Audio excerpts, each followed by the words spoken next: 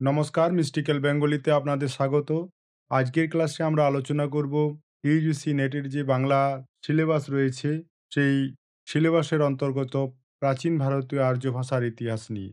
আজকে আমরা আলোচনা করব প্রাচীন ভারতীয় আর্য ভাষার ইতিহাস এবং সেখান থেকে কিভাবে বাংলা ভাষার উৎপত্তি হলো, এর যে প্রয়োজনীয় তথ্য যেগুলো পরীক্ষায় সাধারণত আসে, সেই বিষয়গুলোকে নিয়ে আমরা আলোচনা করব আজকের ক্লাসে। তো ক্লাসটি মন দিয়ে শুনুন। প্রথমে আমরা আলোচনা করব ইন্দো ইউরোপীয় ও ইন্দো আর্য শাখাটিকে নিয়ে। বাংলা ভাষার মূল উৎস হল প্রায় ৫.৫ থেকে ৬.৫ হাজার বছরের পুরনো ইন্দো ইউরোপীয় ভাষা। এই ভাষাগোষ্ঠীরই একটি শাখা হল ইন্দো ইরানীয়। আনুমানিক খ্রিস্টপূর্ব ১৫০০ বছর আগে এই ইন্দো ইরানীয়দের একটি দল আফগানিস্তানের হিন্দুকুশ পর্বতমালা পেরিয়ে উত্তর পশ্চিম ভারতে প্রবেশ করে এবং ক্রমশ গঙ্গা যমুনার অববাহিকায় ছড়িয়ে পড়ে। এখান থেকেই শুরু হয় ভারতীয় আর্য ভাষার যাত্রা। অর্থাৎ বলা ভালো, বাংলা এই আর্য ভাষারই একটি আধুনিক রূপ। এখন আমরা আলোচনা করব প্রাচীন ভারতীয় আর্য ভাষা নিয়ে। তো আমরা জানলাম যে কিভাবে ভারতীয় আর্য ভাষা তৈরি হলো। এখন জানব যে ভারতীয় আর্য ভাষার কটি রূপ রয়েছে এবং কিভাবে সেখান থেকে বাংলা ভাষার উৎপত্তি হলো। তো প্রথম যে আলোচনাটি করব সেটি হচ্ছে প্রাচীন ভারতীয় আর্য ভাষা বা ওআইএ বা ওল্ড ইন্দো আরিয়ান ভাষা। সময়কাল আনুমানিক ১৫০০ থেকে ৬০০ খ্রিস্টপূর্বাব্দ। এই ভাষার প্রাচীনতম নিদর্শন হচ্ছে বৈদিক ভাষা, যা হিন্দুদের প্রাচীন ধর্মগ্রন্থ ঋগ্বেদের ভাষা। বৈদিক ভাষার পরবর্তী রূপ হল সংস্কৃত। মহাবৈয়াকরণ পাণিনি তার অষ্টাধ্যায়ী ব্যাকরণের মাধ্যমে এর নিয়মকে বেঁধে দেন। এই কঠোর নিয়মের ফলে সংস্কৃত একটি স্থির, অপরিবর্তনীয়, প্রায় কৃত্রিম ভাষায় পরিণত হয়। এটি মৌখিক ভাষা থেকে বিচ্ছিন্ন হয়ে যাওয়ায় কোনো আধুনিক ভাষার জন্ম দেয়নি। এরপর আমরা আলোচনা করব মধ্য ভারতীয় আর্য ভাষাটিকে নিয়ে। মধ্য ভারতীয় আর্য ভাষা, এটির বিবর্তন কিভাবে হয়েছিল? বৈদিক ভাষার কথ্যরূপের বিবর্তনেই এই মধ্য ভারতীয় আর্য ভাষার জন্ম হয়েছিল। অর্থাৎ বলা ভালো, বৈদিক রূপের বিবর্তনের মাধ্যমে মধ্য ভারতীয় আর্য ভাষার জন্ম হয়। এই মধ্য ভারতীয় আর্য ভাষার ৩টি স্তর আছে: আদি, মধ্য এবং অন্ত। আদি স্তরটি আনুমানিক ৬০০ খ্রিস্টপূর্বাব্দে এই স্তরের সূচনা হয়েছিল। এই আদি রূপের শ্রেষ্ঠ নিদর্শন হল পালি ভাষা, যা গৌতম বুদ্ধের উপদেশের ভাষা। দ্বিতীয় স্তরটি হচ্ছে মধ্য স্তর। আনুমানিক ২০০ খ্রিস্টপূর্বাব্দ থেকে এই স্তর শুরু হয়েছিল। এই স্তরে মৌখিক ভাষার নাম ছিল প্রাকৃত, অর্থাৎ সাধারণ মানুষের মুখের ভাষা। অঞ্চলভেদে এই প্রাকৃতের উত্তর পশ্চিমী ও দক্ষিণ পশ্চিমী এবং প্রাচ্যা এইসব ভাগে ভাগ হয়ে যায়। তৃতীয় স্তর বা অন্তঃস্তর হল, এই স্তরের নাম অপভ্রংশ বা অবহট্ট। এটি হলো বিভিন্ন প্রাকৃত ভাষার পরিবর্তিত বা বিকৃত রূপ। এটিই ছিল নব্য ভারতীয় আর্য ভাষাগুলোর জন্মদ্বার। অর্থাৎ এখান থেকেই জন্ম নেয় নব্য ভারতীয় আর্য ভাষাগুলি। এখন আমরা আলোচনা করব বাংলা ভাষার জন্ম নিয়ে। এর উৎসটা কিভাবে শুরু হয়েছিল? না, প্রাকৃতের বিভিন্ন সাহিত্যিক রূপের মধ্যে একটি হলো মাগধী প্রাকৃত। এই মাগধী প্রাকৃত থেকেই জন্ম নেয় মাগধী অপভ্রংশ অবহট্ট। এ বিষয়ে কারা এই সিদ্ধান্তে এলো? না, জর্জ আব্রাহাম গিয়ারসন এবং ডক্টর সুনীতি কুমার চট্টোপাধ্যায়ের মতো ভাষাবিজ্ঞানীদের মতে আনুমানিক ১০০০ খ্রিস্টাব্দে এই মাগধী অপভ্রংশ অবহট্ট থেকেই আমাদের বাংলা ভাষার উদ্ভব হয়েছিল। তাহলে এর সংক্ষিপ্ত সার আমরা কি পেলাম? যে বাংলা ভাষার জন্ম কিভাবে হলো? যে প্রথমে ছিল ইন্দো ইউরোপীয় ভাষা। ঠিক, প্রথমে ছিল ইন্দো ইউরোপীয় ভাষা। সেখান থেকে বিবর্তনের মাধ্যমে এলো প্রাচীন ভারতীয় আর্য ভাষা, যেটি বৈদিক ভাষা নামে পরিচিত। এরপর এটির আরও পরিবর্তন হলো এবং প্রথম দিকে এটি পালি এবং তারপরে আরও বিবর্তিত হয়ে প্রাকৃত এলো। এই প্রাকৃতের একটি ভাগ হচ্ছে মাগধী। এই মাগধীর অপভ্রংশ থেকে অবহট্ট হয়ে আধুনিক বাংলা ভাষার জন্ম হয়। তাহলে বোঝা গেল যে বাংলা ভাষার জন্মটা কিভাবে হলো। এখন আমরা আলোচনা করব যে এই বৃহত্তর প্রক্রিয়াটার মধ্যে দিয়ে যে বাংলা ভাষার সৃষ্টি হলো, তার মধ্যে অনেক কিছু বিষয় আছে যেগুলো সাধারণত পরীক্ষাতে আসে, বিশেষ করে নেট পরীক্ষাতে বা সেট পরীক্ষাতে দেওয়া হয়। তো সেই বিষয়গুলোকে নিয়ে এখন আমরা আলোচনা করব। প্রথম যে বিষয়টি সেটা হচ্ছে বাংলা ও সংস্কৃতের সম্পর্ক। অনেকেই মনে করেন যে বাংলা ভাষার সরাসরি জন্ম হয়েছে সংস্কৃত থেকে, তাই বাংলায় সংস্কৃতকে জননী বলা হয়। কিন্তু ভাষাবিজ্ঞানের বিচারে এই ধারণাটা একেবারেই সঠিক নয়। সংস্কৃত আমাদের কাছে পূজনীয় অবশ্যই, এবং প্রাচীনও বটে, কিন্তু তা হলেও প্রাচীন ভারতীয় আর্য ভাষার একটি স্থির ও ব্যাকরণবদ্ধ রূপ এটি। বাংলা, হিন্দি, মারাঠি, পাঞ্জাবি সব আধুনিক ভারতীয় ভাষার আসল গুরুত্ব বা মূল পরিবার হলো ইন্দো ইউরোপীয় ভাষাগোষ্ঠী। সহজভাবে ব্যাখ্যা করলে বিষয়টা কেমন হবে, না ধরুন সংস্কৃত হলো একটি কঠোর নিয়মের মধ্যে থাকা বড় দিদি, যিনি আর পরিবর্তন হননি। আর বাংলা হলো বৈদিক ভাষার মুখের কথা বা কথ্যরূপের বিবর্তিত কনিষ্ঠ সন্তান। তাই সংস্কৃতকে জননী না বলে বৈদিক ভাষার কথ্যরূপকে বাংলার আসল উৎস বলা সব থেকে শ্রেষ্ঠ। বুঝতে পারলেন কি বললাম? এরপরে যে বিষয়টি আছে সেটি হচ্ছে ইন্দো ইউরোপীয় ভাষাগোষ্ঠী। এটি হলো পৃথিবীর সবচেয়ে বড় ভাষা পরিবারগুলির মধ্যে একটি।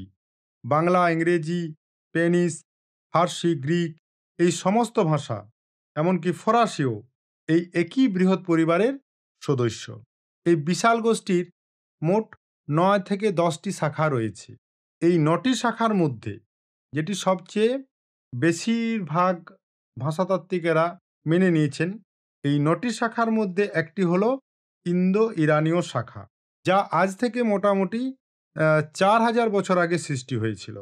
ভারতীয় আর্য ভাষাগুলি এই ইন্দো ইরানীয় শাখা থেকেই উদ্ভূত, এবং এখান থেকেই বাংলা ভাষার উৎপত্তি হয়েছিল।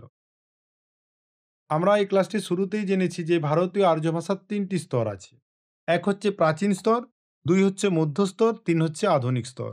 এই প্রাচীন স্তরের ইংরাজি নাম হচ্ছে ওল্ড ইন্দো আরিয়ান বা OIA সংক্ষেপে। সময়কাল হচ্ছে ১৫০০ খ্রিস্টপূর্বাব্দ থেকে ৬০০ খ্রিস্টপূর্বাব্দ। প্রধান বৈশিষ্ট্য কি, না এই স্তরের প্রধান রূপ হচ্ছে বৈদিক ভাষা ও সংস্কৃত। এটি কঠোর ব্যাকরণ মেনে চলত।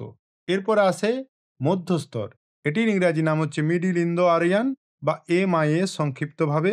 সময়কাল হচ্ছে ৬০০ খ্রিস্টপূর্বাব্দ থেকে ১০০০ খ্রিস্টাব্দ পর্যন্ত। প্রধান বৈশিষ্ট্য কি, এই স্তরের ভাষাগুলো ছিল সাধারণ মানুষের মুখের কথা। এর মধ্যে পড়ে পালি, যেটি বুদ্ধের ভাষা, এবং প্রাকৃত, যেটি সাধারণের ভাষা। সবশেষে আছে আধুনিক স্তর, যার পুরো নাম হচ্ছে মডার্ন ইন্দো আরিয়ান বা NIA।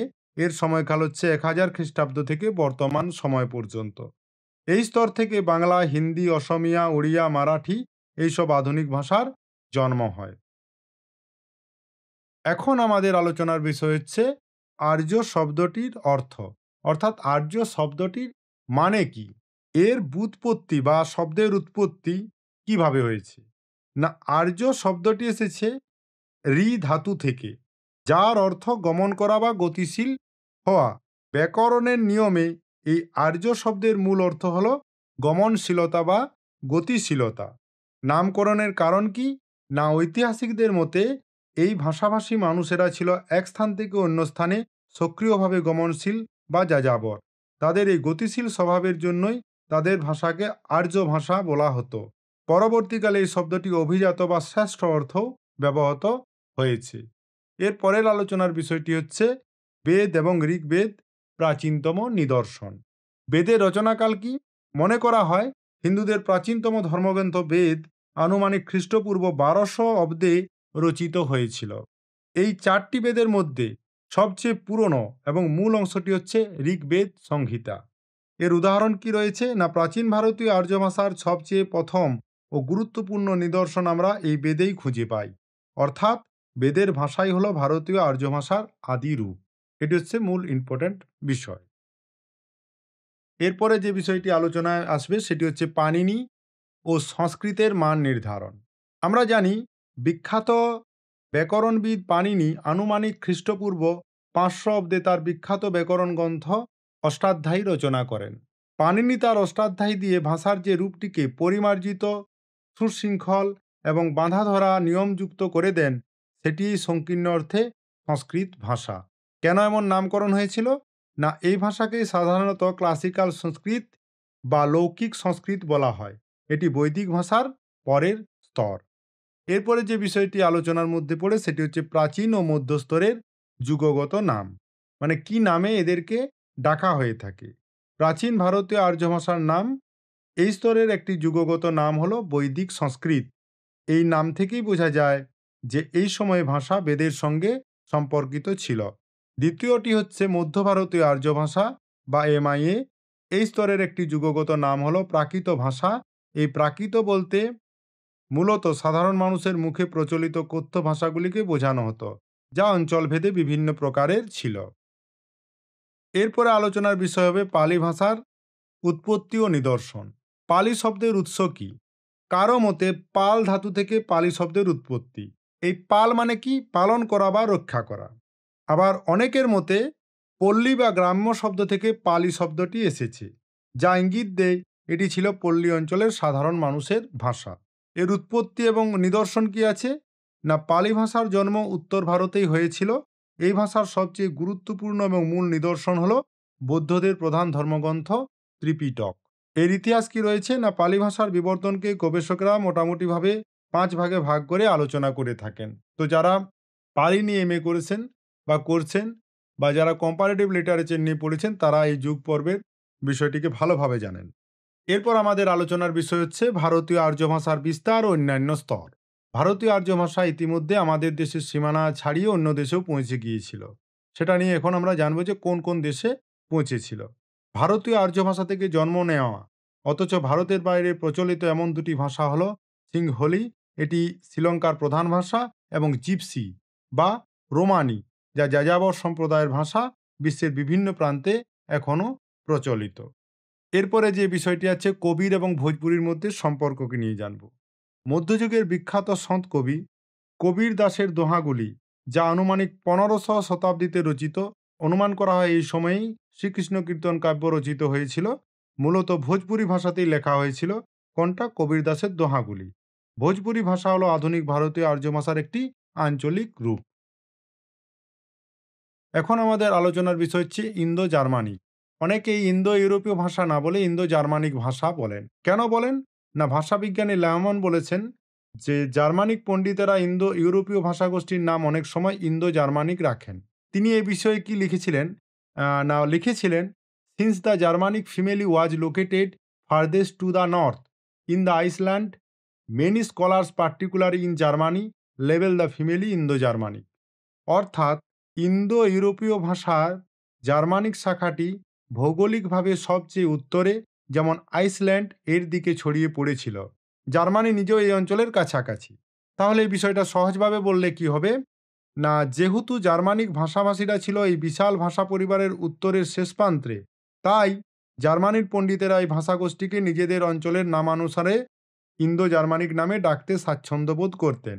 এটি একই পরিবারকে ডাকার একটি আঞ্চলিক বা পুরনো নাম। এরপরে যে বিষয়টি আলোচনার মধ্যে থাকে সেটি হচ্ছে আর্য এবং জাতি। এর ধারণাটি দেন ম্যাক্স মুলার।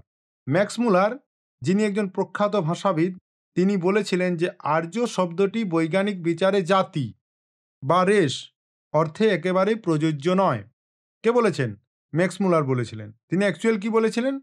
না, Aryan in scientific language in utterly inapplicable to race. অর্থাৎ আর্য শব্দটি বৈজ্ঞানিক বিচারে জাতি অর্থে একেবারেই প্রযোজ্য নয়। সহজভাবে বলতে গেলে কি হবে? না, আর্য শব্দটি প্রথমে একটি ভাষাগত পরিচয় বহন করত, অর্থাৎ যারা আর্য ভাষায় কথা বলতো তারাই আর্য। এটি কোনো বিশেষ জাতি, গায়ের রং বা রক্তের বিশুদ্ধতা বোঝাতো না। পরবর্তীকালে কিছু ঐতিহাসিক ও রাজনৈতিক কারণে এই আর্য শব্দটিকে ভুলভাবে একটি জাতি বা শ্রেষ্ঠত্ব বোঝাতে ব্যবহার করা হয়েছে। মুলার সেই ভুল ধারণাকেই খণ্ডন করেছেন। এরপরে যেটি আমাদের আলোচনার বিষয় সেটি হচ্ছে আর্য নামের উৎস এবং অর্থ। এ বিষয়ে আলোকপাত করছেন ডক্টর সুকুমার সেন। ডক্টর সেন এ বিষয়ে যে বলেছেন সেটি হচ্ছে, ইন্দো ইরানীয় শাখার ভাষাভাষীরা নিজেদের অর্থ বা আর্য বলে গর্ববোধ করত। আর আর্য শাখা নামটি এসেছে এই অর্থ শব্দটি থেকেই, যার একটি মানে হলো বিদেশীয়। সহজভাবে বললে হয়, এই ভাষাভাষী মানুষেরা নিজেদের অন্য সাধারণ গোষ্ঠী থেকে আলাদা ও বিশেষ মনে করত। তারা নিজেদের পরিচয় আর্য বা অর্থ হিসাবে দিত, যার অর্থ গতিশীল বা সম্মানিত হলেও একটি বিশেষ অর্থে এটি বিদেশীয়, যারা বাইরে থেকে এসেছে বা বিরাট কোনো গোষ্ঠীকেও বোঝাতে পারে। তাদের এই গর্ববোধের কারণে ইন্দো ইরানীয় শাখার নাম হচ্ছে আর্য শাখা। এটি কে বলেছেন? ডক্টর সুকুমার সেন বলেছেন। এরপরে আসে ভাষা এবং কথ্য ভাষা। এ বিষয়ে কে মন্তব্য করছেন? ডক্টর পরেশচন্দ্র মজুমদার। ডক্টর মজুমদার কি বলছেন? তিনি মনে করেন ব্যাকরণবিদ পাণিনি যখন কোনো ভাষায় কথা বলতেন তখন স্বাভাবিকভাবে সেই শব্দটি কথ্য বা মুখের ভাষাকেই বোঝাতো। সহজভাবে ব্যাখ্যা করলে কি হবে? পাণিনি যখন তার ব্যাকরণ লেখেন তখন মানুষের মুখে প্রচলিত একটি জীবন্ত ভাষা ছিল। ভাষা সবসময় পরিবর্তনশীল এবং মুখের মাধ্যমেই বেঁচে থাকে। যদিও তিনি সংস্কৃতের নিয়ম বাঁধেন, তবুও ভাষা শব্দটির মূল অর্থ সবসময় মানুষের মুখে প্রচলিত জীবন্ত ভাষা বা কথ্য ভাষাকেই নির্দেশ করে। এরপরে আমাদের আলোচনার বিষয় হচ্ছে প্রাচ্য প্রাকৃতের দুটি রূপ এবং মাগধী প্রাকৃতের বৈশিষ্ট্য। প্রাচ্য প্রাকৃতিকে কয় ভাগে ভাগ করা যায়? না, মধ্য ভারতীয় আর্য ভাষার একটি আঞ্চলিক রূপ হলো প্রাচ্য প্রাকৃত। প্রাচ্য প্রাকৃত এটি দুটি ভাগে বিভক্ত। একটি হচ্ছে পশ্চিমা প্রাচ্য এবং আরেকটি হচ্ছে পূর্বী প্রাচ্যা। এরপরে কি আছে? মাগধী প্রাকৃত। এই মাগধী প্রাকৃতটা হচ্ছে পূর্বী প্রাচ্যা একটি রূপ। কি হচ্ছে বিষয়টা? পূর্বী প্রাচ্যা রূপটি মগধ অঞ্চলে প্রচলিত ছিল বলে এর নাম হয় মাগধী। মনে রাখো, পূর্বী প্রাচ্যা যেটি সেটি হয়ে যায় মাগধী। এই বিষয়টি আমাদের বাংলা ভাষার জন্ম এই মাগধী প্রাকৃত থেকেই। সম্রাট অশোকের অনুশাসনগুলির ভাষা পশ্চিমা প্রাচ্যের একটি নিদর্শন। অর্থাৎ অশোকের যে অনুশাসনগুলি লেখা হয়েছিল সেগুলির অ্যাকচুয়াল ভাষার নাম হচ্ছে পশ্চিমা প্রাচ্য। বুঝাতে পারছি? এখন তাহলে পশ্চিমা প্রাচ্য এবং পূর্বী প্রাচ্যার মধ্যে পার্থক্য কী রয়েছে? না, পশ্চিমা প্রাচ্য এবং পূর্বী প্রাচ্যা বা মাগধী প্রাকৃতের মধ্যে একটি বড় পার্থক্য ছিল শব্দ ব্যবহার নিয়ে। পূর্বী প্রাচ্যা এই রূপে শুধুমাত্র একটি তালব্যস্য ধ্বনি ব্যবহৃত হতো। পশ্চিমা প্রাচ্যে কি ঘটত? এই রূপে অন্য একটি দন্তস্ব জাতীয় ধ্বনিও ব্যবহৃত হতো। সহজভাবে এই গোটা বিষয়টাকে ব্যাখ্যা করলে কি হবে? না, অশোকের সময়ে লেখায় পশ্চিমা রূপের ব্যবহার দেখা যায়, কিন্তু বাংলা যেখানে তৈরি হয়েছে সেই মগধের ভাষায়, যেটি হচ্ছে মাগধী প্রাকৃত, উচ্চারণের পার্থক্য ছিল। তারা হয়তো দন্তস্ব এবং মূর্ধন্যস্বের জায়গায় শুধু তালব্যস্ব ব্যবহার করত। এটিই ছিল দুটি আঞ্চলিক রূপের মূল বৈশিষ্ট্যগত পার্থক্য। বুঝে যাচ্ছে? অর্থাৎ পূর্বী প্রাচ্যাতে কি হতো? তালব্যস্য ধ্বনি ব্যবহার হতো, আর পশ্চিমা প্রাচ্যাতে কি হতো? দন্তস্ব জাতীয় ধ্বনি ব্যবহার হতো। এরপরে আছে প্রাকৃত শব্দের অর্থ। এ বিষয়ে আলোকপাত করছেন কে? না, ভাষাবিদ হেমচন্দ্র। তিনি কি বলছেন? না, ব্যাকরণবিদ হেমচন্দ্র বলছেন প্রকৃতি সংস্কৃতম, অর্থাৎ প্রকৃতি হলো সংস্কৃত এবং যা প্রকৃতি থেকে এসেছে বা প্রকৃতি থেকে সৃষ্টি হয়েছে, তাই প্রাকৃত। সহজভাবে বললে কি হয়? না, হেমচন্দ্র প্রাকৃত ভাষাকে সংস্কৃতের জন্মজাত বলে মনে করতেন। অর্থাৎ সংস্কৃত ছিল মূল ভাষা বা প্রকৃতি, আর প্রাকৃত ছিল তার পরিবর্তিত রূপ। এটি প্রাকৃত ভাষার উৎপত্তির একটি ঐতিহ্যবাহী দৃষ্টিভঙ্গি। এই ব্যাখ্যাটা কে করেছেন? হেমচন্দ্র বলছেন। এরপরে আমাদের আলোচনার বিষয় হচ্ছে পালি শব্দের অর্থ পরিবর্তন। এ বিষয়ে আলোকপাত করছেন ডক্টর পরেশচন্দ্র মজুমদার। ডক্টর মজুমদার বলছেন প্রথম দিকে পালি বলতে শুধুমাত্র বৌদ্ধদের মূল ধর্মগ্রন্থ ত্রিপিটকের পংক্তি বা মূল শাস্ত্রকে বোঝানো হতো। পরে এই শব্দটি ত্রিপিটকের সঙ্গে সম্পর্কিত যে কোনো গ্রন্থকে বোঝাতে শুরু হয়ে যায়। সহজভাবে বললে কি হবে? পালি শব্দটি প্রথমে বৌদ্ধ ধর্মের শাস্ত্রীয় ভাষা বা পাঠ্যসূচিকে বোঝাতো। এটি শুধু একটি কথ্য ভাষা ছিল না, বরং একটি ধর্মীয় ভাষার মর্যাদা পেয়েছিল। ধীরে ধীরে এই পবিত্র গ্রন্থের নামই ভাষার নাম হিসাবে পরিচিত হয়। এরপরের আলোচনার বিষয় হচ্ছে পালি ভাষার উৎপত্তি স্থল। ডাক্তার সেন মনে করেন দক্ষিণ পশ্চিমা এবং প্রাচ্য মধ্যা প্রাকৃতের মিলনে সম্ভবত প্রথমে কেন্দ্রীয় উজ্জয়িনী অঞ্চলে একটি সাধারণ ভাষা তৈরি হয়। এই উজ্জয়িনী জায়গাটা কোথায়? না, বর্তমানে মধ্যপ্রদেশে।